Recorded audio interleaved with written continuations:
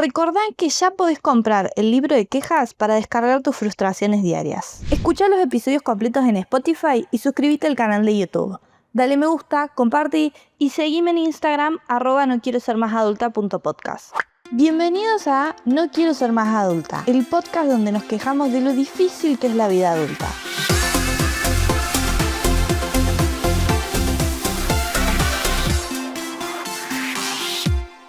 Llega un momento en la vida donde uno pensaría que es un momento más y ya, pero en realidad puede afectarnos más de lo que creemos. Después de haber dado el paso de irme a vivir sola y estar 5 años en un departamento para mí sola, finalmente tuve que dejar ese departamento. Terminé un contrato y tuve que vaciar el lugar que fue mi hogar y que logré apreciar y convertirlo en mi espacio. Dejar el departamento significó el cierre de una etapa, pero también el comienzo de una nueva.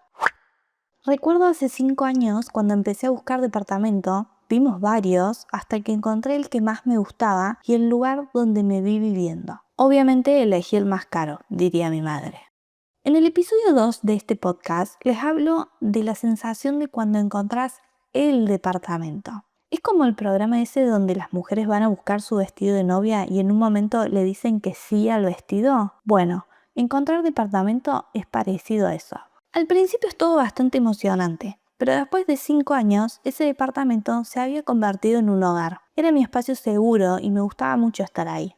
El concepto de hogar tiene que ver con ese espacio que uno convierte en propio sin importar dónde estemos físicamente. Hemos hablado de esto con Juli Senestrari en el episodio 26 que pueden ir a escuchar. Cuando llegó el momento de dejar el departamento, por una decisión propia, honestamente pensé que me iba a costar más, que iba a ser difícil soltarlo. Pero la verdad es que fue bastante más sencillo de lo que yo esperaba. Era una decisión más que tomada. No es que tuve que dejar el departamento de un día para el otro porque el dueño no me quiso renovar el contrato, que es algo que puede pasar. Sino que fue una decisión que tuve que tomar para poder avanzar hacia otro lado. No había otra opción posible. Entonces fue todo tan claro y tan decisivo que dentro de todo fue fácil dejar el departamento.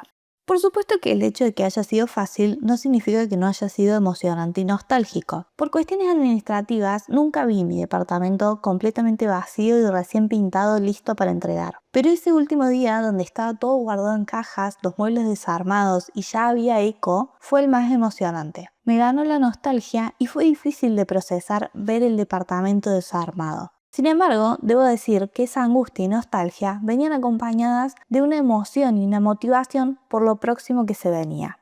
Entonces, ¿fue difícil? Sí, un poco, pero fue lo que tenía que ser y yo pensé que iba a ser peor.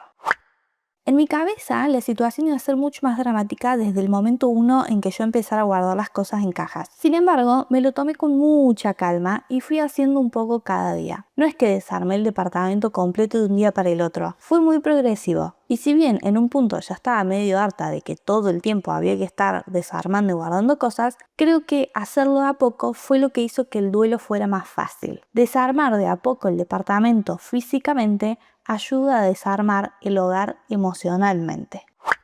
¿Sentís que la vida adulta te supera? ¿Necesitas un lugar para descargar tus frustraciones diarias? Para eso llegó el libro de quejas, un journal para sobrevivir a la vida adulta. Con el libro de quejas vas a poder pasar del drama a la conciencia y lograr que tus crisis no sean el centro del mundo. Comprá el libro de quejas en Amazon y quítale peso a la vida adulta.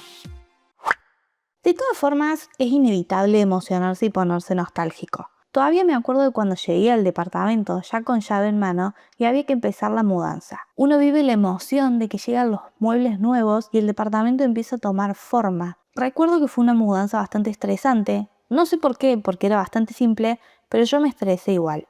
También recuerdo dormir como 2 semanas en un colchón en el piso hasta que llegara a la cama. Son cosas que pasan al principio.